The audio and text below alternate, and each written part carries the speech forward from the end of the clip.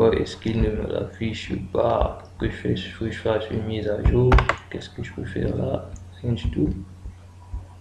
Bon, je reviens là, je refais ceci. Qu'est-ce que je... On va essayer quelque chose. Ah, ok, je vois. Voici ce que je cherchais en fait. The cube has been reprocessed on server. Donc là, on doit cliquer là pour que les modifications qui ont été apportées aient leur répercussion au niveau de notre cube. Donc je clique pour actualiser.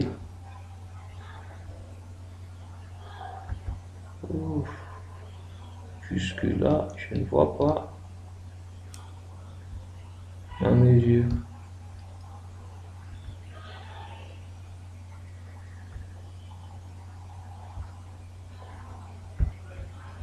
Ok. Je pense que ce qu'on peut faire pour remédier à cela, c'est on va faire un clic droit là et on va cliquer à nouveau sur parcourir. Ensuite, on revient là, vente, et puis vous voyez, on a notre passif là. Ça, c'est notre membre calculé. Donc là, on va réeffectuer quelques opérations dessus. Je vais reprendre mes années. Ensuite, mes mois. Ouais, là, on ne peut rien faire. Il n'y a pas de mesure.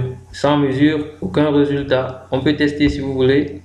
Vous voyez, aucun résultat. Parce qu'il ne voit pas qu'est-ce qu'il va mesurer ici. Il fait l'intersection des années et des mois. Ça donne quoi? Rien du tout. Donc, il lui faut du coup une mesure. Donc là, je vais lui fournir des mesures. Je vais lui fournir d'abord quantité. Ensuite, prix unitaire. Ensuite, la remise, ensuite le montant perçu, le montant final, et puis je valide. Et puis vous voyez avec moi donc on a des discounts, on a la quantité vendue le 10e mois, on a le prix unitaire, le montant, la somme des, vu que la mesure d'agrégation sur le discount, c'est la fonction d'agrégation sur le discount, c'est somme, donc ils somment tous les discounts. Et puis là, on a le PSIF qui est le montant effectif perçu par l'employé. Donc, on continue. La prochaine étape, c'est quoi? Allons regarder la prochaine étape. Où est-ce qu'il se trouve? Interroger notre cube via un client Excel. Vous voyez tout ce qu'on venait de faire, c'est interroger le cube via SQL Server Data Tools que voici. Ce qu'on va maintenant faire, c'est interroger le cube via un client Excel. Donc, qu'est-ce qu'on fait? Si vous remarquez bien, là, vous allez vous remarquer ce bouton là, on va cliquer dessus. On dit, qu'est-ce qu'il dit lorsqu'on approche le curseur? Il dit Analyze in Excel. Donc, on clique dessus. Et puis, ça supposant qu'on est installé Excel sur notre ordinateur en local, sinon, je ne serai pas. Et puis, on valide les macros, on active les macros. De l'opération. Et puis là, vous voyez notre cube de données. Vous voyez, on a les mesures, les différentes mesures. C'est-à-dire dans vente, on a le discount, le PSIF, la quantité vendue, le prix unitaire, ainsi de suite. Ça, c'est les différentes mesures de la table de fait. Ensuite, on a les tables de dimensions que voici, respectivement customer, date de commande, ensuite product. Ça sont les dimensions. Donc, on a expliqué tout à l'heure, j'ai essayé d'expliquer tout à l'heure. C'était quoi un data warehouse? Donc, je vais refaire un topo global pour essayer de réexpliquer le pourquoi un data warehouse et le pourquoi un cube. En fait, dans les bases de données transactionnelles, on a des mises à jour, on n'a que des mises à jour. Donc, la base de données transactionnelle est orientée métier. On peut avoir dans une entreprise le secteur le secteur comptabilité, le secteur gestion des ressources humaines. Donc, en fait, les bases de données transactionnelles sont orientées métier. Donc, c'est pour un métier particulier, pour un bloc particulier. Donc, ce qui se passe en général, c'est qu'on a des mises à jour fréquentes. On a des mises à jour fréquentes et ces mises à jour se produisent, qu'est-ce qui se passe? Les données sont écrasées en base de données. Donc, on n'a aucune historique de ce qui s'est passé dans notre base de données. On ne sait pas on n'a aucune historique de ce qui s'est passé dans notre base de données. On sait juste que à tel instant, il y a telle chose, il y a telle donnée. On ne sait pas ce qui s'est passé avant. On n'a plus l'information sur ce qui s'est passé avant, vu que tout ce qui se passe dans les bases de données transactionnelles, c'est des mises à jour. Vu que c'est orienté métier, c'est des mises à jour. On n'a pas un historique de ça, de tout ce qui se passe dans la base de données transactionnelle. Donc, ce qu'on fait donc pour pallier à ce problème-là, c'est que à cette base de données transactionnelle-là, on y associe une base de données décisionnelle ou alors un entrepôt de données ou encore un data warehouse. Donc, à cette base de données transactionnelle, on va lui associer une base de données décisionnelle. La base de données, lorsqu'il y aura une mise à jour dans la base de données transactionnelle, on aura un ajout dans la base de données décisionnelle, dans le data warehouse. Donc, si par exemple, on a une table de clients, on a un client qui à un moment donné change de ville, c'est-à-dire dans la table client, on a la colonne ville, le client change de ville. Dans le data warehouse, dans la base de données transactionnelle, on va directement modifier la ville à la ville courante du client. Et dans le data warehouse, on va dans la dimension client, on va insérer un nouveau champ. Pas un nouveau champ, on va insérer un nouvel enregistrement, autant pour moi. On va insérer un nouvel enregistrement, c'est-à-dire un enregistrement qui va contenir toutes les informations du client avec la nouvelle mise à jour, avec le nouveau changement de ville, avec le nouveau nom de ville. Donc, je reprends. Dans les bases de données transactionnelles qu'on avait traditionnellement, elles étaient orientées métier, c'est-à-dire on n'avait pas possibilité d'historiser, on n'avait pas une possibilité d'historiser on n'avait pas possibilité d'historiser les différentes actions qui se passaient dans notre base de données. On n'avait pas possibilité de voir à un moment donné, on n'avait pas possibilité de situer une donnée dans le temps. La solution, c'est quoi? On a dit c'était les bases de données décisionnelles ou alors les entrepôts de données ou alors les data warehouse. On a dit lorsqu'il y aura une modification dans la base de données transactionnelle, lorsqu'il y aura une mise à jour dans la base de données transactionnelle, on aura une insertion dans la base de données décisionnelle. Du coup, on a la mise à jour dans le transactionnel et on a l'insertion dans le décisionnel. Donc, pour gérer une base de données d'entreprise, on aura donc à gérer deux bases de données, une décisionnelle, une transactionnelle et une décisionnelle. La transactionnelle pour effectuer nos mises à jour et la décisionnelle pour notre historisation. Donc, c'est tout. Maintenant, d'où est-ce que vient le... Donc, comme je le disais, pourquoi la notion de cube de données? Cube de données ici, tout simplement parce que on a eu un problème dans le transactionnel, on est passé au décisionnel. Maintenant, vous voyez donc que dans le décisionnel, on ne fait que faire des insertions. Dans la base de données décisionnelle, on fait que faire des insertions. Et à un certain moment, la base de données décisionnelle, le data warehouse peut exploser, ou alors l'entrepôt de données peut exploser. C'est-à-dire, il contient trop d'informations, ou alors la base de données grandit. Quand je dis grandit, c'est grandit dans le sens de big data. Donc, la base de données explose à un certain moment, vu qu'on ne fait que des insertions. Donc, mais ensuite, on a un problème, un nouveau. Bon, excusez-moi si la vidéo n'est pas très conçue, j'ai des petits soucis de temps en temps liés à mon espace disque.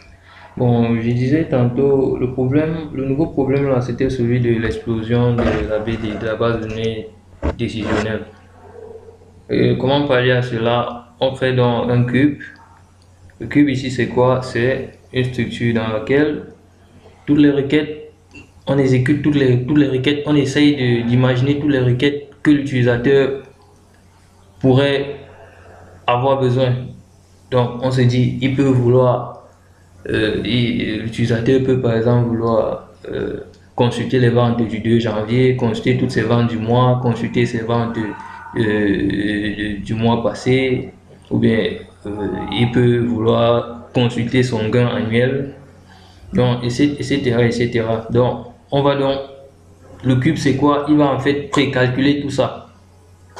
Donc, le temps de, le nouveau problème qui était celui du temps d'accès, ou bien le temps de réponse des requêtes, qui devait être relativement long, on le réduit donc en précalculant, en pré-exécutant les requêtes de l'utilisateur et en les stockant dans un cube. Donc tout ce qu'il fait maintenant, c'est juste récupérer les données qui sont dans ce cube-là. Et lorsqu'il fait une requête, on va juste aller comparer, chercher la requête qui correspond à sa requête, et puis on affiche les résultats qui y correspondent. Donc c'est ça en fait. Donc on va essayer de faire quelques manipulations très rapidement. J'ai un problème d'espace disque. Pour éviter que ça ne me rattrape, je vais commencer par la hiérarchie des dates. Je commence par elle. Vous voyez, c'est elle là. Après elle, je vais prendre des mesures. Je vais prendre la mesure perceived. Je vais commencer par quantity comme tout à l'heure. Ensuite, prix unitaire, ensuite discount, ensuite perceived, et enfin, oui, je crois que c'est tout pour celui-là. Donc là, en faisant un clic là, je suis en train de faire un drill down, c'est-à-dire je passe d'un niveau de granularité haut qui est l'année vers un niveau de granularité qui est bas, le mois. Si je continue encore là, je fais un autre drill down, donc je suis en train de faire des drill down. Maintenant, si je fais un clic là, je suis en train de faire un roll-up, c'est-à-dire je passe du niveau de granularité des jours que voici à un niveau de granularité des mois. Donc je passe d'un niveau de granularité faible à un niveau de granularité haut. C'est aussi comme je peux directement repasser là aux années. Donc je fais un roll-up. Ok. Donc très rapidement, donc on peut ainsi faire quelques gaffes. On peut faire quelques schémas. Par exemple, l'utilisateur peut avoir besoin de consulter les montants de ses ventes, c'est-à-dire je vais enlever quelques mesures là, je vais enlever discount, je vais laisser perceived, j'enlève quantity, j'enlève celui-là. Donc le client en question, il peut avoir besoin de consulter ses ventes, d'avoir une estimation de l'évolution de ses ventes par année. Bon, on peut lui proposer une courbe, c'est-à-dire on va insérer une courbe, on va le faire un peu rapidement si Excel le veut bien. Là, on va prendre, qu'est-ce que je fais même? Je vais chercher une courbe, insérer une courbe, et puis je vais prendre la première. Et donc là, on a la progression des ventes par année. Donc, on voit donc que en 1997, on a fait beaucoup, notre chiffre d'affaires a gonflé, et en 1998, c'est presque resté constant. On pourrait aussi regarder quel est le produit qu'on vend le plus, ou bien quelle est la catégorie de produits qu'on commercialise le plus chez nous. Donc, on va par exemple prendre la quantity, ou alors on va regarder quels sont les 20% de produits qui correspondent, qui font notre chiffre d'affaires. Donc, on va prendre là les quantités et on va aussi associer la hiérarchie du produit. Dans la hiérarchie de produits, on va juste y associer product, hiérarchie de produits, on va y associer uniquement les catégories. Donc, je vais prendre les catégories là. Catégorie. Ok. Et pour celui-ci, je vais changer le type de graphe. Je vais plutôt insérer un histogramme.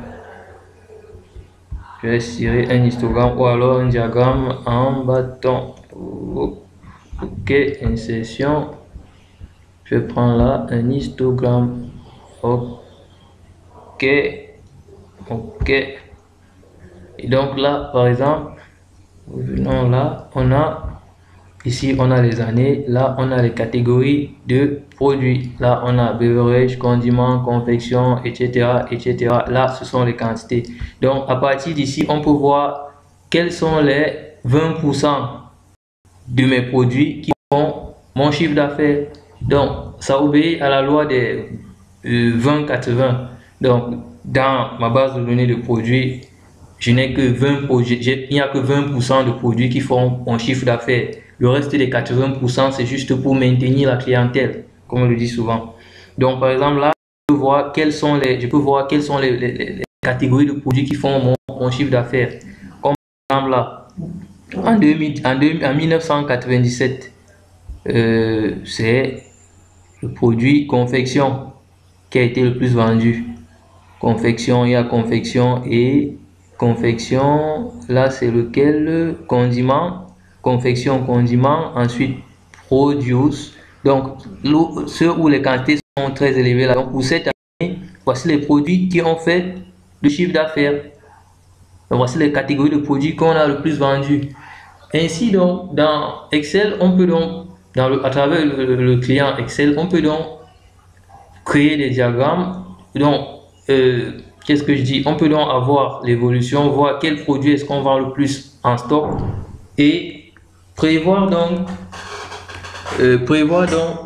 pour cette catégorie de produits d'avoir toujours une quantité en stock suffisante, ce pour éviter des ruptures de stock ou alors pour éviter que notre chiffre d'affaires ne soit affecté pour ce 20% là.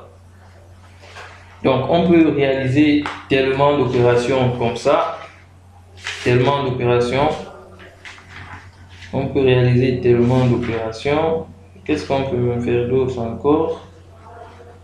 Et oui, on peut réaliser tellement d'opérations.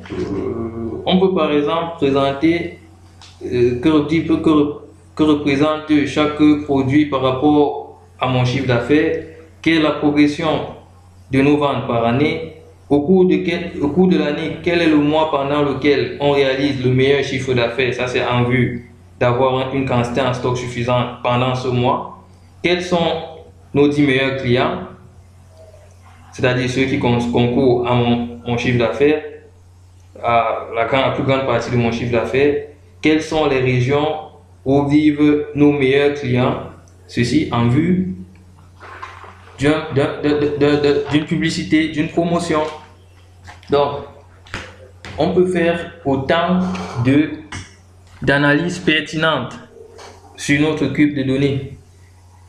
Qu'est-ce qu'on oublie? Rien du tout. Donc, je vais vous remercier donc pour avoir suivi avec attention à ce tutoriel ici Future App. Dans la prochaine vidéo, qu'est-ce qu'on fera? On reverra les autres méthodes. Bon, je vais dire là prochainement. Qu'est-ce qu'on verra? On va entrer en profondeur. On va voir toutes les méthodes de création des membres calculés.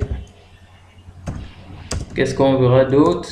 On va faire, donc comme je le disais tantôt, pour la prochaine fois, on verra toutes les méthodes de création de membres calculés dans SSDT pour un projet multidimensionnel. Ensuite, faire plus d'analyse pertinente à travers, pour moi, à travers notre client Excel. À travers notre client Excel, qu'est-ce qu'on pourra faire d'autre?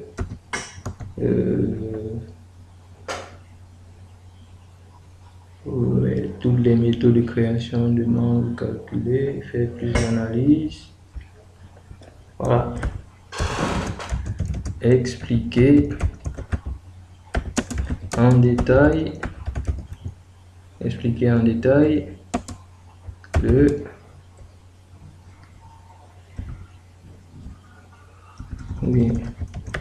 créer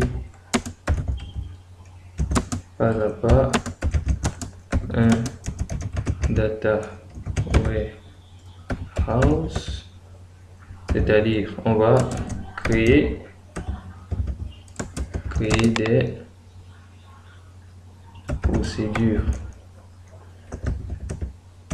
procédures stockées qui permettront de remplir notre data warehouse. Voilà, et qui permettront de faire des insertions, de remplir notre data warehouse.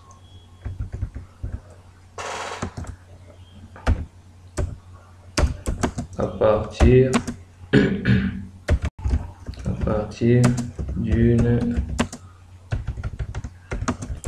d'une BD transactionnelle. Ensuite, toujours prochainement, donc là je vais dire prochainement, on verra le langage MDX, le fameux langage MDX, c'est-à-dire le langage qui permet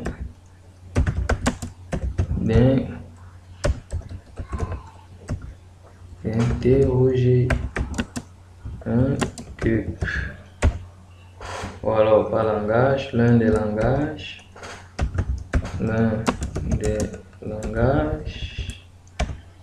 qui permettent d'interroger un cube.